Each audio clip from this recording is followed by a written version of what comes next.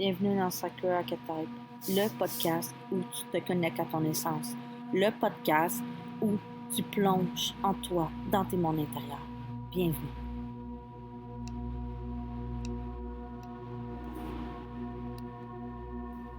Bonjour dans cet épisode de podcast sur Sacred Archetype. Aujourd'hui, je vais recevoir Ariane. Ariane est une lumière. Je l'ai rencontrée l'année passée dans un de ses programmes et j'avais vraiment envie de l'inviter. Alors, salut Ariane. Allô Jade. Salut. Merci de ton invitation. Alors, Ariane, qu'est-ce que tu aimes faire dans la vie? Qu'est-ce qui te passionne? Écoute, j'ai passé par plusieurs stades de ma vie avant d'arriver à la réponse que je vais te donner. Et la réponse que je vais te donner, c'est être, je pense, et c'est ce qui me définit le plus en ce moment. Parce que j'ai réalisé que lorsqu'on voulait faire certaines actions, des choses qui nous passionnent, mais parfois on se perd dans l'extérieur. Puis, au moment clé où on se parle dans ma vie, je suis amenée à revenir dans mon corps de plus en plus pour être ancrée, m'incarner, pour ainsi comprendre qu'est-ce qui résonne dans le moment présent. Fait que pour moi, cette grande définition-là, c'est être. Puis, à partir de la base et le grand pilier que je suis et que j'incarne, par la suite, je serai en mesure de faire des choses qui me passionnent. Mais quelque chose qui me passionne le plus, je crois, c'est de prendre soin de cet être-là, de le cultiver et par la suite de prendre des actions dans le concret, dans le matériel, qui vont être vraiment en accordance avec ma résonance profonde.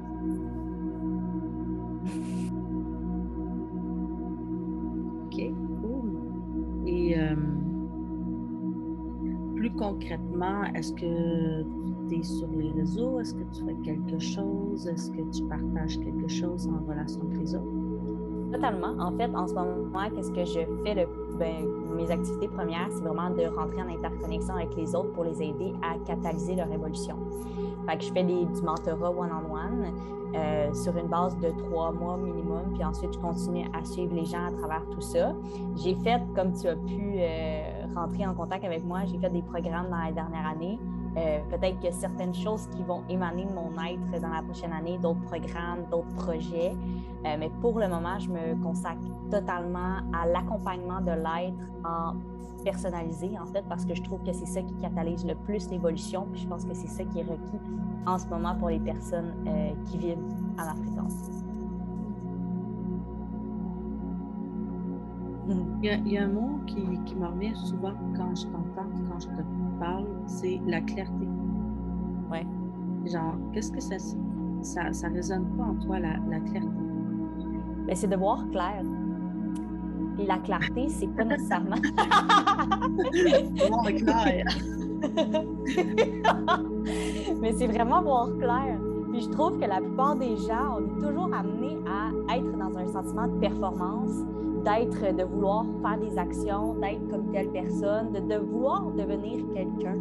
Et quand on est dans l'optique et dans le processus de vouloir devenir quelqu'un, bien, on se perd dans la clarté de notre propre résonance d'être. Fait que pour moi, voir clair, c'est s'incarner. Donc, pour voir clair, il faut s'incarner pleinement puis savoir réellement la direction qu'on veut s'en aller. Mais pour voir clair, souvent, il faut retirer plein d'obstacles. Puis je pense que notre plus grand obstacle, c'est nous-mêmes. Donc, lorsqu'on se clarifie nous-mêmes, lorsqu'on enlève des couches d'oignons, lorsqu'on enlève une multitude de discours internes qui nous auto-sabotent ou qui nous font sentir imposteurs, qui nous font sentir dans la peur, dans le jugement, dans l'autocritique, bien, c'est là que qu'est-ce qui arrive, c'est qu'on se coupe totalement de notre clarté de où qu'on devrait aller. Parce qu'il y a une différence entre où qu'on vibre, où qu'on doit aller, ou qu'est-ce qu'on pense qu'il faut être ou incarner ou aller. Tu comprends? Donc, pour moi, il faut que je sois ça pour les autres me regardent, il faut que je sois ça pour avoir l'approbation, puis juste me laisser être. Totalement. Donc, lorsqu'on... Qu'est-ce qu'il me tente de faire en ce moment? Qu'est-ce qu'il veut dire? Exact. Fait que pour moi, si on l'imagine un peu, c'est de vraiment rester dans notre pilier, dans notre corps, puis de se dire, OK, à partir de l'incarnation que j'en fais, à partir de la présence de mon être que je suis, que j'incarne, qu'est-ce qui est requis dans le moment présent. Puis parfois, ça n'aura pas nécessairement de sens, mais c'est de poursuivre les actions en alignement avec notre propre résonance, puis ça ne mange jamais. Fait qu'on prend plusieurs appelle ça l'intuition, mais pour écouter l'intuition, il faut nécessairement affiner, en fait, et retirer, en fait, tous les masques, toutes les couches qui nous empêchent, en fait, de vraiment écouter cette propre résonance-là, du plus grand don qui nous a été offert, l'écoute de soi. Okay. Mais ôter les couches, qu'est-ce que ça veut dire réellement? Tu sais, on a beau dire faire du shadow work, mais c'est quoi concrètement? Moi, souvent, j'entends beaucoup de discours spirituels, ils disent des grandes lignes, mais j'ai comme un côté vraiment pratique qui... Ouais. Ça veut dire quoi concrètement? C'est quoi les étapes? Je ne sais pas pourquoi, mais... Bien, tu sais, il y a plusieurs façons de penser. Moi, je ne travaille pas nécessairement avec des étapes parce que chaque personne a un protocole d'émancipation différent. Fait que qu'est-ce qui arrive, c'est que toi, peut-être que toi, faire ton shadow work, c'est peut-être faire, OK, étape 1, je mets toutes mes croyances sur papier. Étape 2, bien, je déconstruis mes croyances. Je conçois que ces croyances-là sont illusoires pour moi et j'en crée de nouvelles. Par la suite, qu'est-ce que je veux faire avec cette croyance-là? Fait que moi, comment que je fonctionne quand je fais du mentorat personnalisé, c'est que je vais vraiment venir fouiller dans les espaces qu'on ne peut pas aller dans notre corps, dans notre mental, dans nos inconforts, puis on les accorde. Une fois que tu as accordé ton attention et ta conscience à ces parties-là d'ombre-là, parce que comme tu le dis, le grand courant spirituel accorde souvent cette terminologie-là à shadow work, bien, qu'est-ce qui arrive, c'est qu'il n'a pas nécessairement, oui, il peut avoir un protocole clair, mais selon moi, le protocole ne s'applique pas à tout le monde et le protocole doit être travaillé en symbiose avec l'autre personne pour pouvoir vraiment l'accompagner et non seulement le décortiquer de façon machinale. Ça résonne avec moi, c'est comment dire, créer son... Dans le fond, on a notre propre processus de guérison.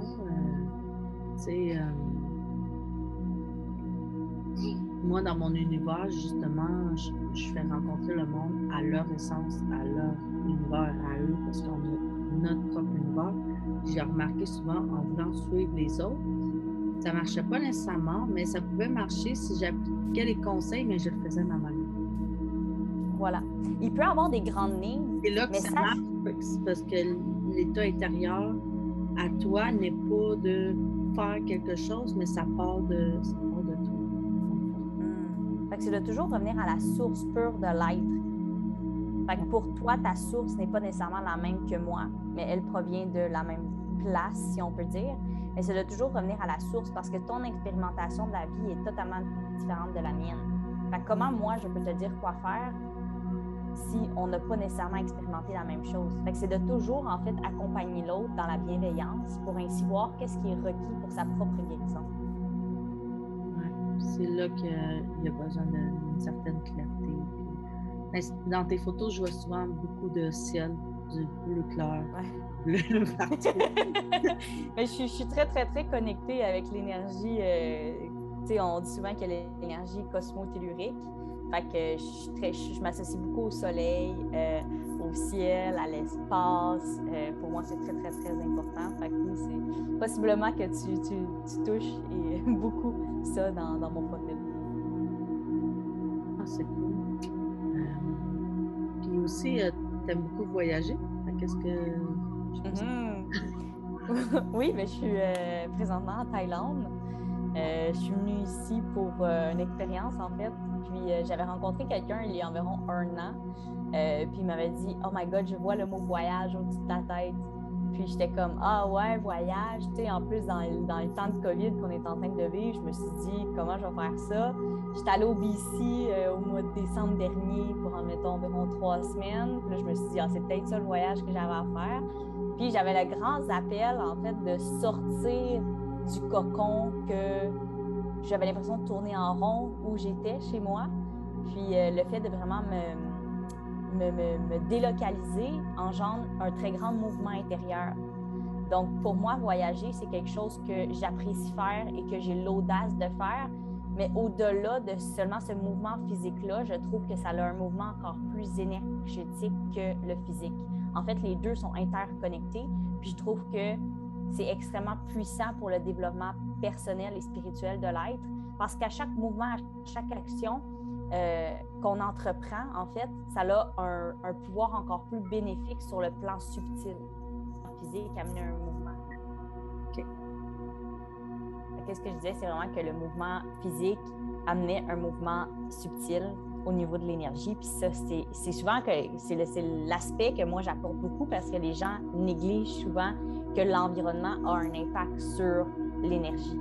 Puis c'est très, très, très interconnecté, tant dans notre environnement dans lequel on vit, que l'encombrement qu'on en fait, que le mouvement qu'on génère, que l'allègement qu'on fait au niveau des vêtements, au niveau du matériel, tout a une interconnexion. Fait que pour moi, le voyage en ce moment est vraiment significatif de changement, d'aller voir des nouvelles énergies, d'aller explorer, tant sur le plan pour mon humaine, où j'ai le goût de voyager, j'ai le goût de faire des nouvelles choses, que tant sur que mon humaine a besoin aussi d'aller chercher d'autres énergies puis de découvrir d'autres choses en moi et autour de moi. Wow! Je suis totalement d'accord avec toi. Le voyage, ça permet de... quand tu es consciente puis que tu voyages, ça permet de faire tes propres quêtes. Tu peux faire des quêtes intérieures dans la méditation, mais rien ne vaut de se plonger dans l'inconnu, de faire un OR, de faire un road trip ou de juste aller en voyage puis d'avoir rien planifié, puis de suivre les signes de la vie. Puis ça t'allait direct là. Je me rappelle, j'avais fait un voyage à Hawaï, puis j'avais juste visité tous les 4 éléments des parties de moi dans chaque région un petit peu. J'ai rencontré l'élément de l'air avec un pilote d'avion. Après ça, j'ai rencontré l'élément de terre avec un gars qui faisait un jardin tropical là-bas. Wow. Là, j'ai connecté avec l'élément d'eau, c'était la communauté. C'était vraiment comme activateur. Quand on est conscient puis qu'on voyage puis qu'on fait vraiment confiance, ça permet vraiment d'ôter ces barrières parce que t'as pas tes repères.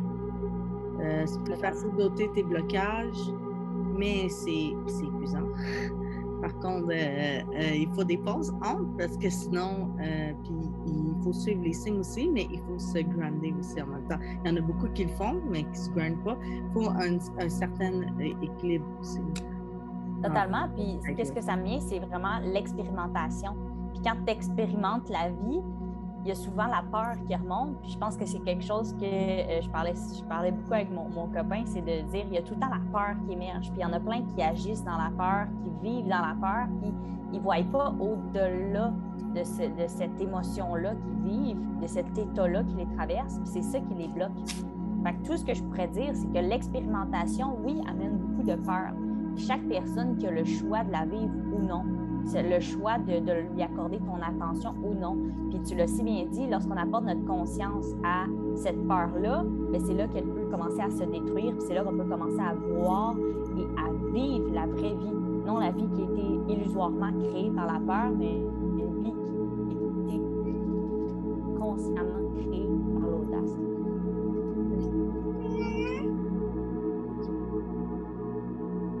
C'est gagnant.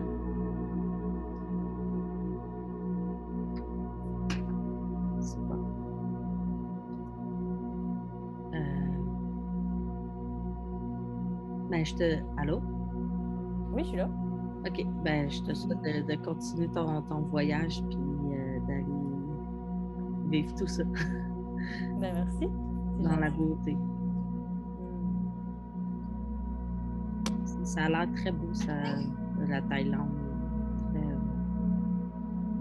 Je sais pas, sacré. Ouais, je t'en reparlerai parce qu'en ce moment, je suis dans une quarantaine de 2 semaines dans ma chambre. Mais que je sorte, je te dirai tout ça. Oui. Ouais, ça va aller bien. Cool.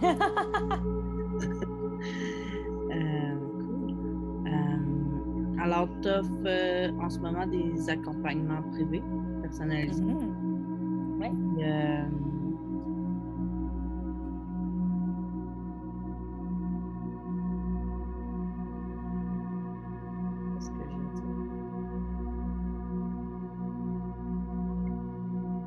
Le mot harmonisation.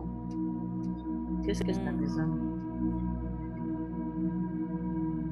c'est quelque chose qui est super important parce que le mot harmonie, on se sent dans un état de statu quo, dépourvu de tout chaos, dépourvu de toute contrainte, en fait. C'est que lorsqu'on s'harmonise, c'est qu'on rencontre nos deux polarités puis on arrive à trouver le statu quo, l'équilibre.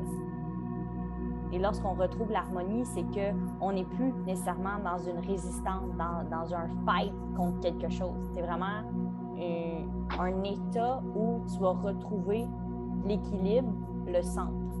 Fait que souvent, on associe ça à les deux polarités. Lorsqu'on est dans une polarité qui est un peu plus yang, où on va être plus dans l'action, et il y a de l'autre côté la polarité qui est un peu plus yin, où on va être un peu plus dans la création et tout. Donc, il y a plusieurs aspects là, que vous pourrez peut-être possiblement rechercher de qu'est-ce que les deux polarités. Mais lorsque les deux polarités s'harmonisent, c'est là qu'il peut y avoir un équilibre. Donc, pour moi, l'harmonisation, c'est quelque chose qui est super important parce que ça tend vers l'équilibre. Et lorsqu'on s'harmonise à chaque moment de notre vie, c'est là qu'on peut réellement être sur le chemin de notre âme, en fait. Parce que c'est comme si l'harmonisation était la grande verticalité que nous sommes. Et lorsqu'on rencontre ces deux polarisations, ces deux polarités-là, bien, ça crée en fait le libre arbitre, la libre circulation d'énergie qui nous amène vers la clarté. Moi, je pense que ça passe par la décoration. Décorer mon monde intérieur puis mon cocon extérieur, mon petit chez moi. Comment tu décores ça, ton monde intérieur? Moi, je visualise mon sanctuaire. C'est comme un champ. Je rajoute, j'ai des relations avec mes guides, et je parle avec les guides, puis je le mets beau. Des fois, il y a des gens qui l'attaquent, je le protège. Des fois, je le nettoie. Des fois, il se passe des choses, je le transforme.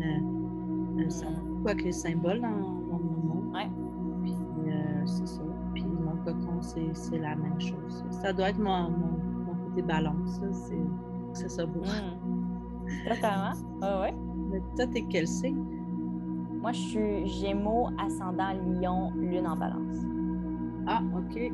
J'ai ascendant Lion en Balance. Ah ouais, hein? Lune en Balance. Wow. Ouais, je sais pas ce que ça veut dire. Et toi, au niveau de l'harmonisation, qu'est-ce que tu dirais que ça ressemble pour toi?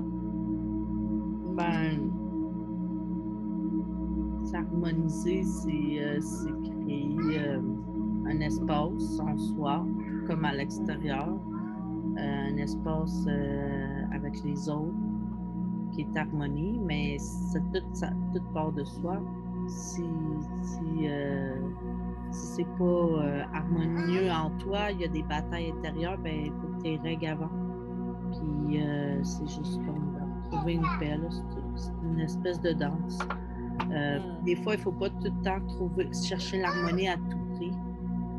Parce que d'être super parfait puis avoir tout le temps l'harmonie, parce qu'il faut danser un peu aussi avec le monde qui existe puis le chaos. Puis parce qu'en cherchant trop l'harmonie, même chez les autres, ça peut créer du chaos. Fait que, il faut l'équilibre, c'est une danse. C'est une danse. Ça me fait penser à un exercice que j'avais fait il y a 10 ans. Je me mettais, j'étais en théâtre, puis il fallait se mettre en déséquilibre. Vraiment faire comme si on tombait, puis je tombais pas, puis je me mettais, j'allais tomber, puis là je me mettais à danser. Pour moi, c'est un peu ça, l'harmonie.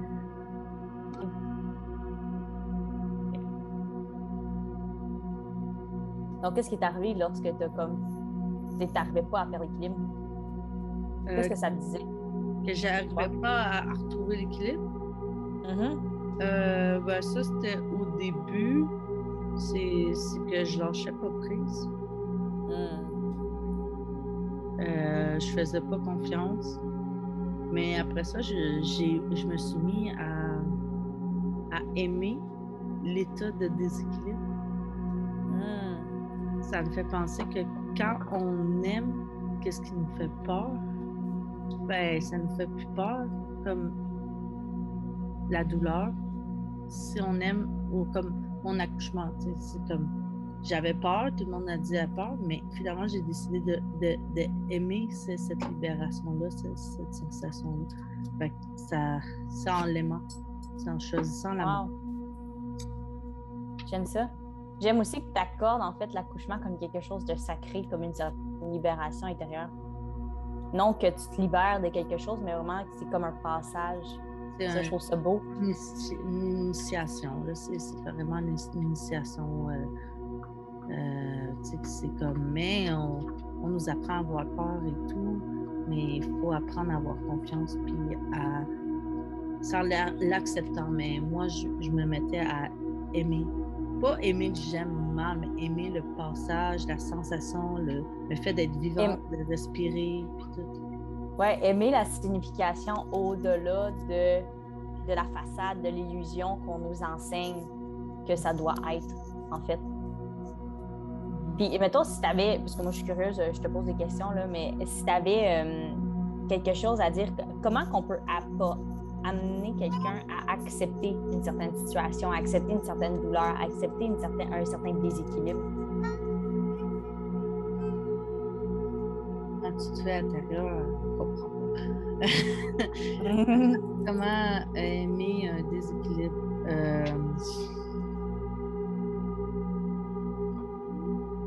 En voyant au-delà du déséquilibre, en voyant le fait que tu es en vie, puis que tu résistes, en trouvant ça le fun, à la limite. En voyant ça comme un jeu, que c'est fun, que c'est une initiation, puis en autant le trop sérieux du truc, puis en plongeant en soi, pleinement dans tout. Tu sais, comme il t'arrive un déséquilibre, mais tu respires encore. Profite de la respiration qui est là. Tu vois encore les paysages. Souvent, il y a des routes vraiment sinueuses où je suis et j'ai vraiment peur de la route. Et des fois, je me fais juste l'exercice au lieu de me concentrer sur ma peur puis d'harceler mon chum. Je regarde les montagnes, j'apprécie que je suis pleinement là, vivante, et je respire. Et là, je me mets à chanter, OK, je choisis l'amour, même s'il y a plein de camions qui me sont en arrière, puis Dieu sait que j'aime pas. Non, mais ça, en arrière, c'est route du BC. Ben, je choisis l'amour, puis je regarde, je suis pleinement là. Oui, j'ai peur, mais j'ai aussi la sensation d'émerveillement, d'être là dans ces paysages, de vivre pleinement, de voyager, d'être avec ma famille. Fait que quand il y a quelque chose, il n'y a pas juste ça. Il y a tout à la fois. J'aime ça. J'aime ça que tu apprécies le fait de changer ton focus.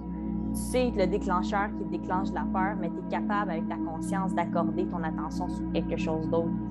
Fait que c'est comme quand on arrive dans un impasse où on est le véhicule, puis le véhicule nous amène à soit avoir la peur ou à voir quelque chose d'autre. Fait que je trouve ça super intéressant. Oui, c'est vrai.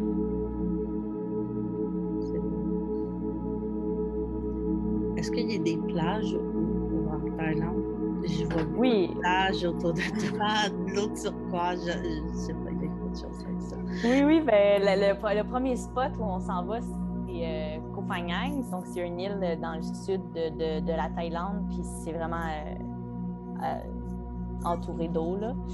Fait que possiblement qu'on va avoir une maison sur le bord de la plage là, pour vivre pendant le prochain mois, là, mais qu'on sorte de la quarantaine.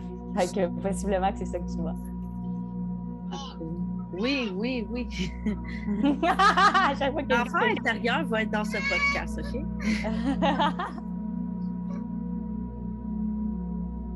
Oui, cool, le bleu.